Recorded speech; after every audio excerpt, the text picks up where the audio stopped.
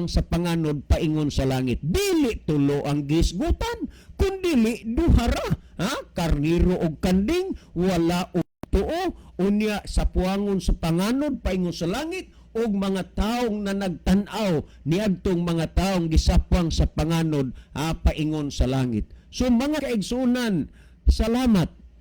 Nalipay gyud ko nga kining mga puntuha gipadala ni dire, gisandig ninyo sa ato nga programa aron nga mahatagan nato og tuman kaathag katin-aw sa mga butang nga gisulti dinhis balaang kasulatan. Tanawa, Juan 5:39, kamo nagasusis mga kasulatan. Tanawa, ang susihon ang kasulatan.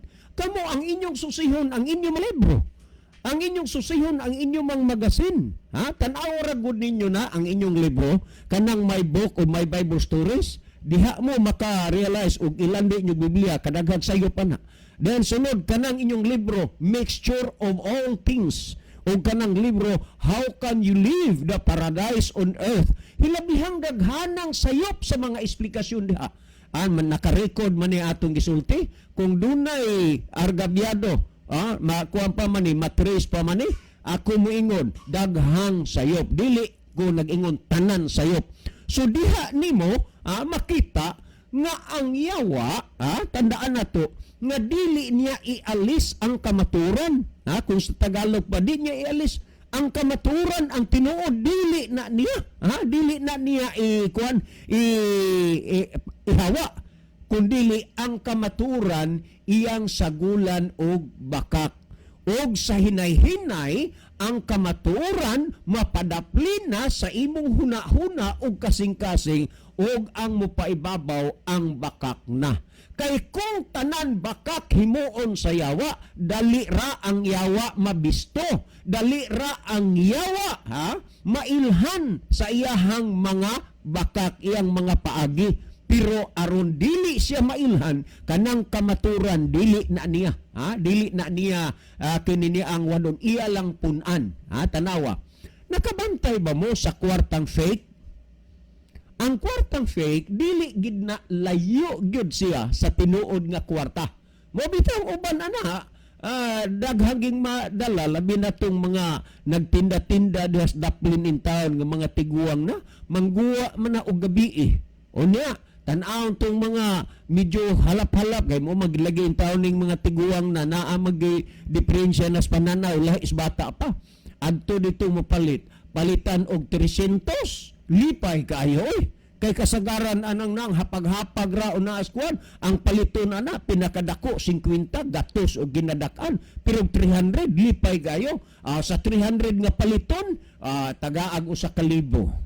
Tanawa ug unya pilay masukli kay 300 gipalit 700. Ngano nga sayano na nasuklian man tungod kay ang kwarta nga fake dili layo sa tinuod nga kwarta.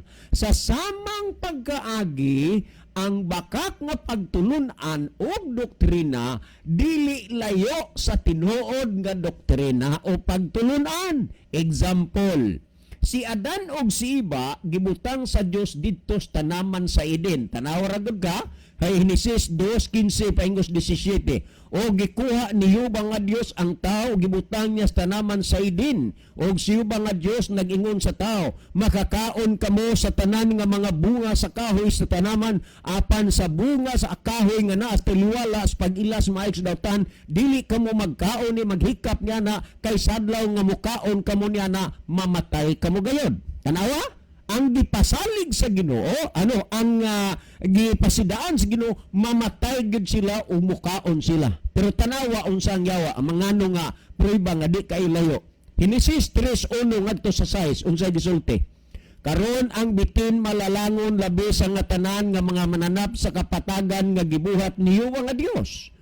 Og miingon siya sa babay, di ay nag-ingon ang Dios nga dili kamo makakaon sa tanan nga mga bunga sa kahoy sa tanaman? Nag-ingon ba gyud ang Dios nga dili sila makakaon sa tanang bunga sa kahoy sa tanaman? Way, makakaon sila gawas tong usa. Pero ngano ang ingon ini ang trik sa yawa? Aron makuha ang pansin. mauna nga kun ang imo na ganing pagtuo makuha na gani ang pansin sa yawa, bantay na kay diha mo sulod ang limbong. Karon ingon si yawa, di ay nag-ingon ang Dios, di mo makakaon sa tanan nga mga bungas kahoy sa tanaman. Og ang babae mitubag sa bitin nga nag-ingon, makakaon kami sa tanan nga mga bunga sa kahoy sa tanaman. Apan sa bunga sa kahoy pagilag may datan nga naas taliwala. Timani ha? Between good and evil ra, pero gibutangan na pod sa tao, gisagulan na pod ang tinuod og dili tinuod, kay kuno mansanas to, ana di salay, ha? Dili man na tinuod. Nagingon ang babae, og miingon kanamo ang Dios, makakaon kami sa tanan nga mga bunga sa kahoy sa tanaman, apan sa bunga sa kahoy sa pag-ila sa maayo sa dautan, miingon kanamo ang Dios nga dili kamo magkaon niya na ni maghikap kay sa adlaw nga mukaon kamo niya na mamatay kamo gayud. Muna gisulti. Tanawa Henesis 3:4 ug 5. Og ang bitin miingon sa babae, dili gayud kamo mamatay. Unsay gisulti sa Dios, mamatay kamo gayod. Unsay gisulti siya wa, dili gayod kamo mamatay. Tanawa. Dili ba tubangan sa yawa ang gisulti si Ginoo? Ang tinuod iya pong butangan og dili tinuod, magkahaom-haom maras kwartang pik ba? Tanawa pag si Ginoo, mamatay kamo gayod. Pero ang gingon siya wa, dili gayod kamo mamatay. Mao na nga ang bakak dili kayo layo sa kamatuoran. Og unya dugangan na po sa yawa, suma sa 3:5 sa Henesis, kay hingbaluan sa Dios nga sa adlaw nga kamumukaon niini mga buka ang inyong mga mata ug mahimo kamo nga sama sa Dios nga makaila sa maayo og sa dautan. O tanawa, nag-anam na og kadulot, nag-anam gyud og kabugat ang mga pamaagi sa yawa og nag-ingon ang size. Og sa nakita sa babae nga ang bunga sa kahoy maayo nga kanuon og nga kini takos nga tingwaon makapalipay sa mga mata, mikuha siya sa bunga nini, mikaon siya og gihatagan usab niya ang iyang bana. Dinhi igsoon sa sinugdanan dili tanimo maila ang kamatuoran, adto na ka sa tumoy, ha? Pahisalaga siya wa og wa gilain nga gihisgutan diha nga makaila ka sa bakak og sayop ang pulong ras Ginoo. Juan 17:17, balaan na sila pinagis kamaturan, ang imong pulong mao ang kamaturan. Busa sa Juan 17:11, ang mga tumuluo, ang mga believer sa unang mga panahon nga nangakabig sa pagpangwali sa mga apostoles ug ni Kristo, ilang gisusi ang kasulatan adlaw-adlaw sa pagsuta kung tinuod ba ang mga butang nga gikasugilon kanila.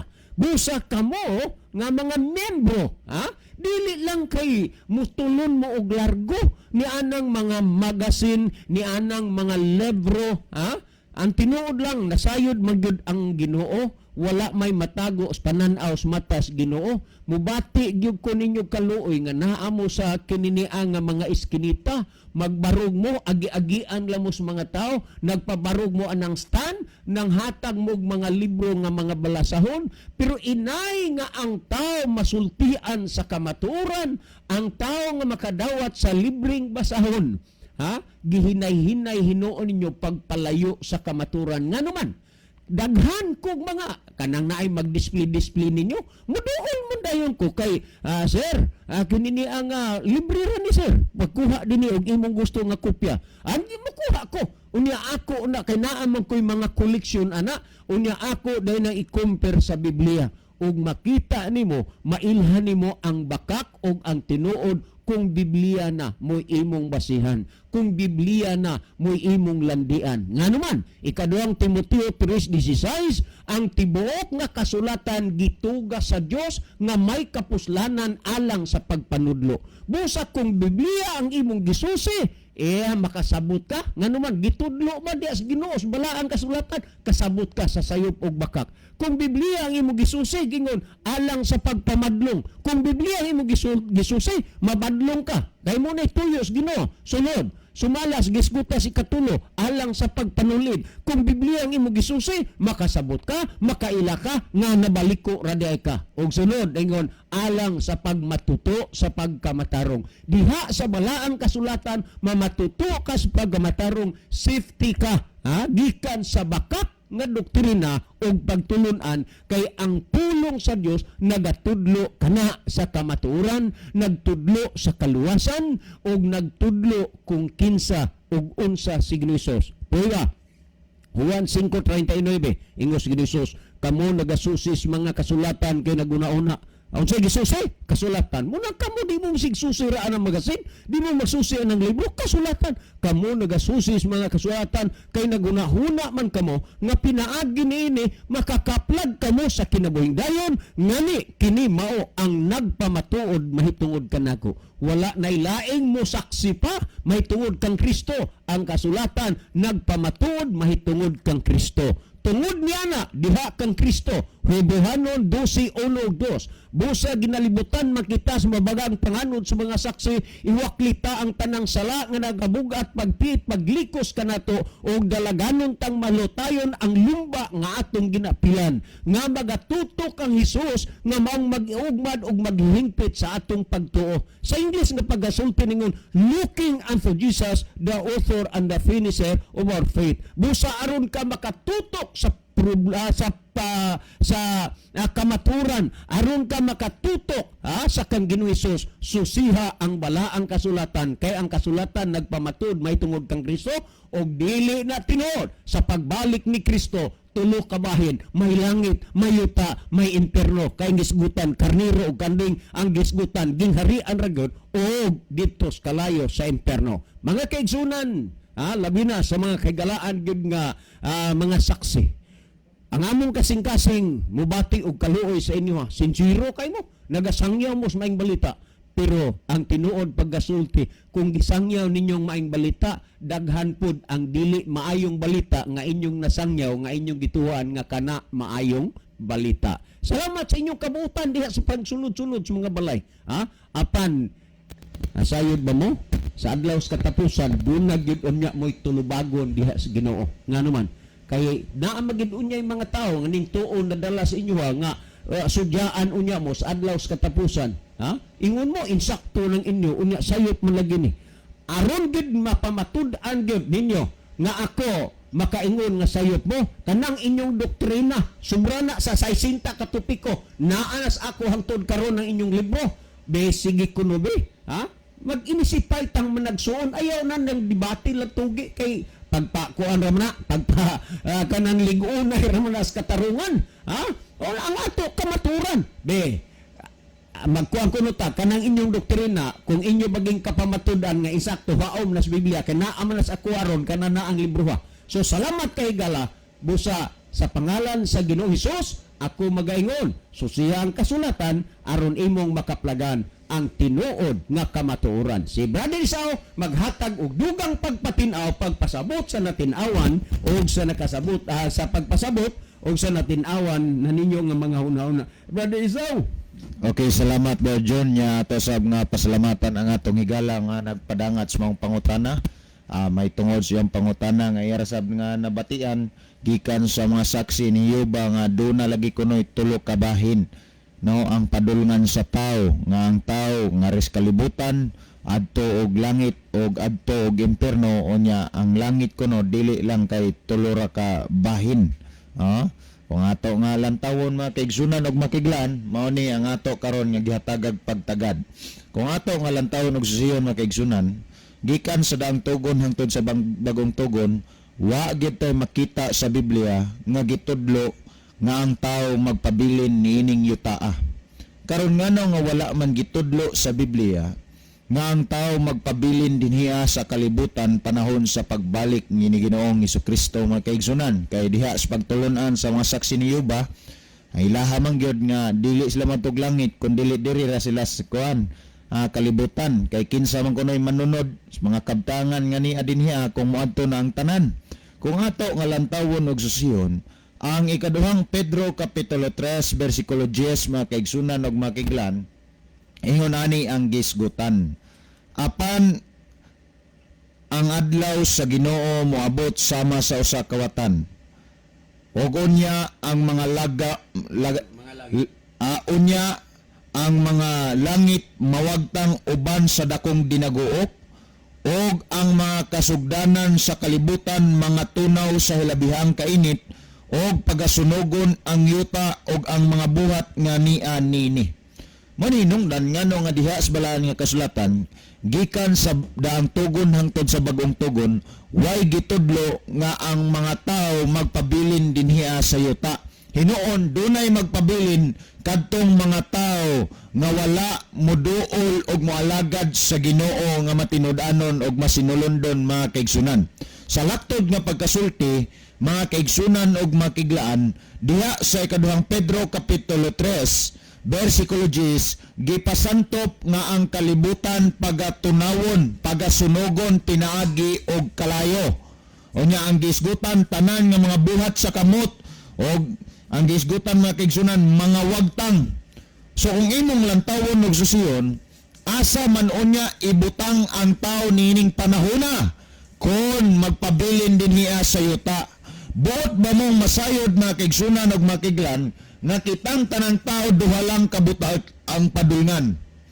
Ang mga tao nga makahimo sa pagpangalagad sa Ginoo nga magmatinud-anon maadto og langit og ang mga tao nga dili matinud-anon sa pagpangalagad sa Ginoo maadto og infierno. Mao gina ang gitudlo sa Biblia, duha ra ka butang nga daganan sa tao, langit og infierno. Now kung ato nga lantawon og susiyon mga kaigsunan, Mateo kapitulo 25 versikulo 32 ug 33 ang gisgutan og sa iyang atubangan pagatapukon ang tanang kanasuran, kanang pulong kanasuran referado na sa pulong nga katawhan mga kaigsunan ug makiglan og iyang pagalainon ang usa gikan sa usa maingon sa magbalantay sa mga hayop nga magalain sa mga karniro gikan sa mga kanding ug ang mga karniro iyang pagapinigon sa iyang tuo apan ang mga kanding anha sa iyang wala.